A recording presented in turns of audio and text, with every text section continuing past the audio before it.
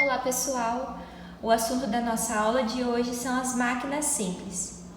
E as máquinas simples são máquinas que facilitam a atividade humana simplesmente porque elas nos permitem realizar uma tarefa com menor esforço físico. Então, assim como eu coloquei aqui, eu consigo realizar uma tarefa com menos esforço. E uma outra definição que nós poderíamos dar a essas máquinas simples são aquelas que nos auxiliam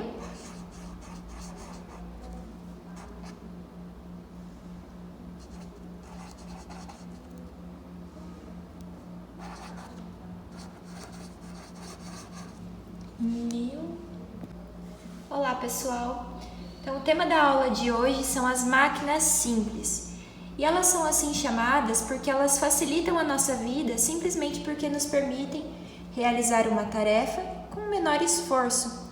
Uma outra definição que nós poderíamos ter para essas máquinas são aquelas que nos auxiliam a realizar um trabalho. E eu queria trazer para vocês qual é a definição de trabalho dentro da física. É a relação existente entre força e deslocamento. Mas o que isso significa? Nós dizemos que existe trabalho quando uma força aplicada em um corpo provoca o deslocamento dele. Então, isso que significa trabalho. E aí, pessoal, nós vamos ver 3 tipos de máquinas simples. O primeiro tipo que nós vamos ver são as alavancas. As alavancas, elas possuem uma característica bem básica, né? Uma estrutura bem básica. Ela é formada por uma barra rígida, vamos olhar aqui o exemplo, que se move sobre algum tipo de suporte. E aí, quais são os elementos que nós podemos encontrar em uma alavanca? Nós temos o ponto de apoio, que é o local onde essa alavanca fica fixa, a força potente, que é onde eu vou executar a força para mover o meu objeto, e a força resistente, que é representada pelo objeto, ou seja, a gente fala que é resistente porque é ele que vai fazer a resistência, a força contrária ao movimento que eu quero realizar. Então vamos olhar aqui um pouco, que eu trouxe os 3 tipos de alavancas que nós encontramos no nosso dia a dia. O primeiro tipo que nós encontramos são as alavancas que nós chamamos de interfixa. A palavra inter significa entre. Então nós podemos dizer que interfixa é que fixa vem de ponto fixo, né, ou ponto de apoio. Ele fica o ponto de apoio entre a força resistente e a força potente. Então, um exemplo do dia a dia nosso seriam as gangorras. O ponto fixo ou o ponto de apoio está no centro, e aí uma criança, que seria a força resistente, estaria de um lado e a outra no outro, fazendo o contrapeso e permitindo esse deslocamento, certo? Um outro exemplo do nosso dia a dia é a tesoura.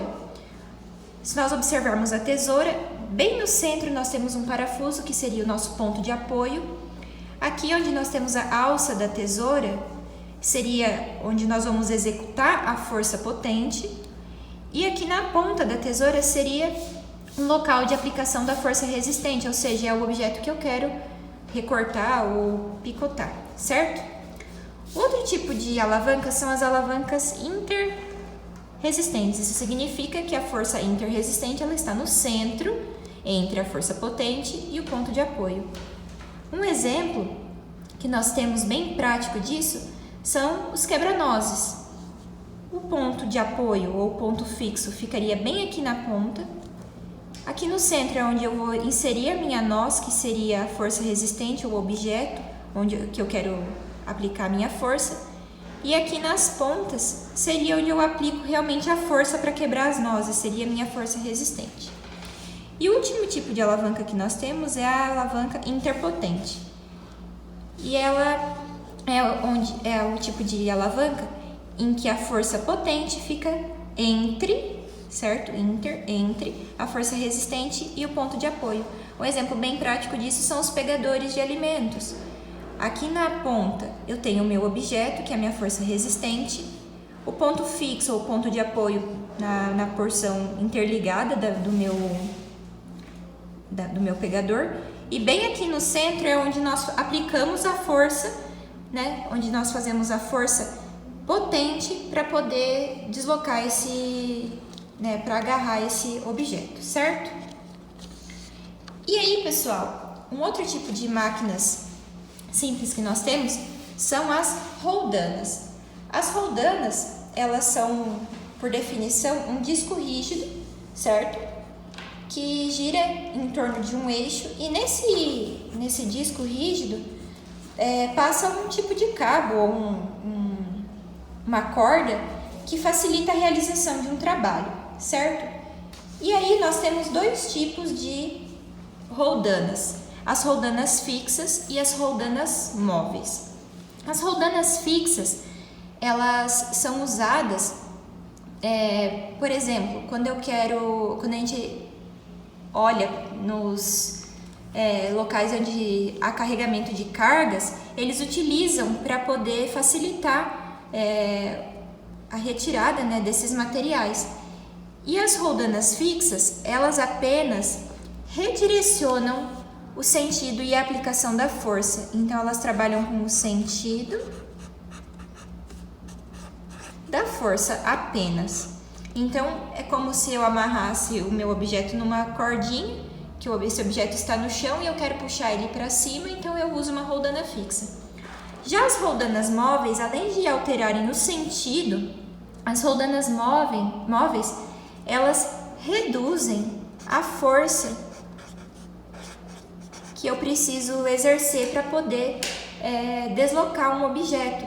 Um exemplo bem simples que nós temos e que nós usamos no nosso dia a dia é quando nós vamos hastear uma bandeira. São as roldanas que nós encontramos, nós puxamos a cordinha e a bandeira vai se elevando ou descendo. Isso é um tipo de máquina simples usada no nosso dia a dia, representado pelas roldanas móveis, certo? Um outro tipo de roldana são aquelas que nós usamos para tirar água do poço. E aí, pessoal, por que eu digo que elas reduzem a força que eu executo ou que eu aplico para realizar esse movimento? Porque, se eu observar aqui, metade da força que eu faço vai para um cabo e a outra metade da força, então metade vai para cá e a outra metade vai para cá. Então, eu só puxo metade do peso do objeto quando eu utilizo uma roldana móvel. E eu posso associar diversas roldanas móveis, diminuindo assim a força que eu tenho que fazer para poder levantar um objeto. Então isso é muito interessante. Um outro tipo de máquina simples, e é o último tipo que nós vamos ver, são os planos inclinados.